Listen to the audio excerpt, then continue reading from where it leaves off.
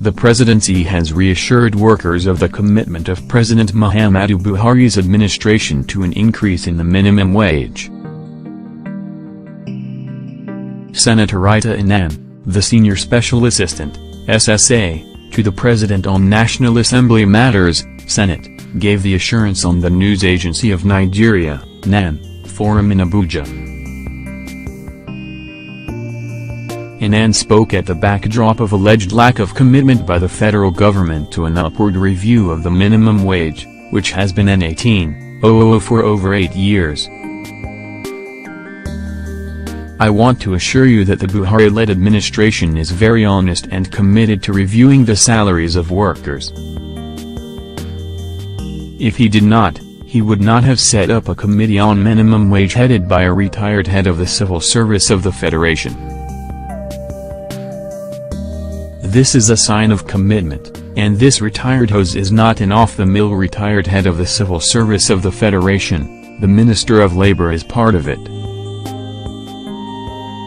So, it shows the level of commitment, and it is not a committee of the Federal Executive Council, it is a presidential committee set up and inaugurated by the President.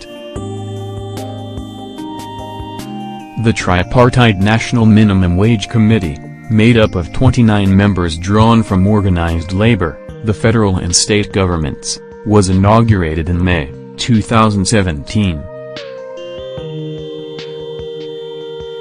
Although the committee was given until September 1 to submit its report, it could not meet the deadline due to disagreement over the minimum wage figure.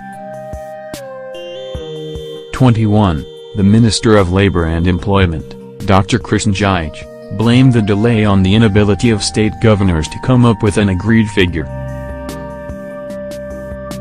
Jige, however, stated that the federal government through its economic management team, was working with the governors to find a common ground. Until then, the minister said he could not tell when the new minimum wage would be implemented. Monday, the Nigeria Labour Congress, NLC, through its president, Mr. Ayuba Waba, said the government was frustrating the process. Waba stated that the Congress had summoned a meeting of its organs for next week to report the federal government and decide on the next line of action. Enang also called on labor leaders to consider unemployed Nigerians in its demand for salary increment.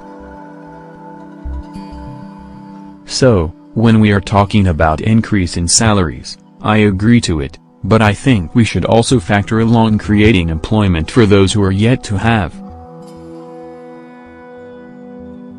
He said that the federal government was already working in that direction by encouraging its agencies and parastatals to employ young and qualified Nigerians. Enang stated that the government was also creating self-employment opportunities for enterprising youths through its social investment programs. He added that the government was equally creating an enabling environment in the agricultural and technological sectors for young Nigerians.